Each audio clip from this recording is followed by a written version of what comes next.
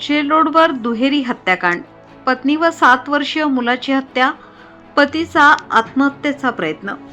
नाशिक हादरले, धारदार शस्त्राने पत्नी मुलाचा खून, विष प्राशन केलेल्या पतीवर उपचार सुरू.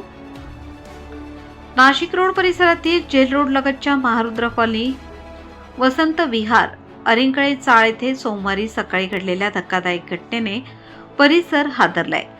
पतीने पत्नी आणि 7 वर्षीय मुलाची धारदार शस्त्राने हत्या केल्यानंतर स्वतः विषारी औषध प्राशन करून आत्महत्येचा प्रयत्न केल्याची घटना उघडकीस आली आहे.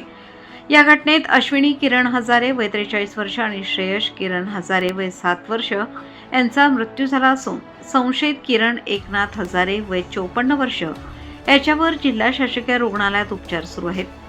घटनेची माहिती मिळताच पोलीस उपायुक्त किशोर काळे, सहाय्यक पोलीस आयुक्त अद्विता शिंदे, नाशिक रोड पोलीस ठाण्याचे वरिष्ठ पोलीस निरीक्षक जितेंद्र सपकाळे, उपनगर पोलीस ठाण्याचे वरिष्ठ पोलीस निरीक्षक जयंत शिरसाट, सहाय्यक पोलीस निरीक्षक किरण कोरडे, प्रवीण सूर्यवंशी तसेच गुन्हे शोध पथकाचे अधिकारी आणि कर्मचारी घटनास्थळी दाखल झाले.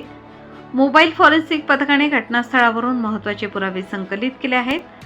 प्राथमिक तपासात अश्विनी हजारे यांच्या डोक्याला मागील बाजूस धारदार शस्त्राने गंभीर वार करण्यात आल्याचे दिसून आले, तर 7 वर्षीय श्रेयसच्या गळ्यावरही वार करण्यात आले होते.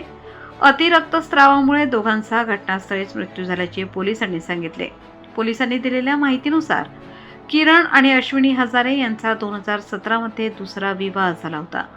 दोघांचेही हे दुसरे लग्न होते.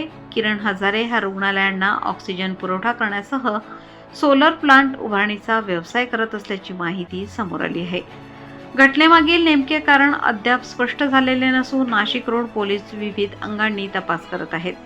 संशयितांची प्रकृती स्थिर झाल्यानंतर त्याची सखोल चौकशी करण्यात येणार असल्याची माहिती पोलिसांनी दिली. दरम्यान मृतदेह शवविच्छेदनासाठी जिल्हा शासकीय रुग्णालयात पाठवण्यात आला असून पुढील तपास वरिष्ठ अधिकाऱ्यांच्या मार्गदर्शनाखाली सुरू आहे.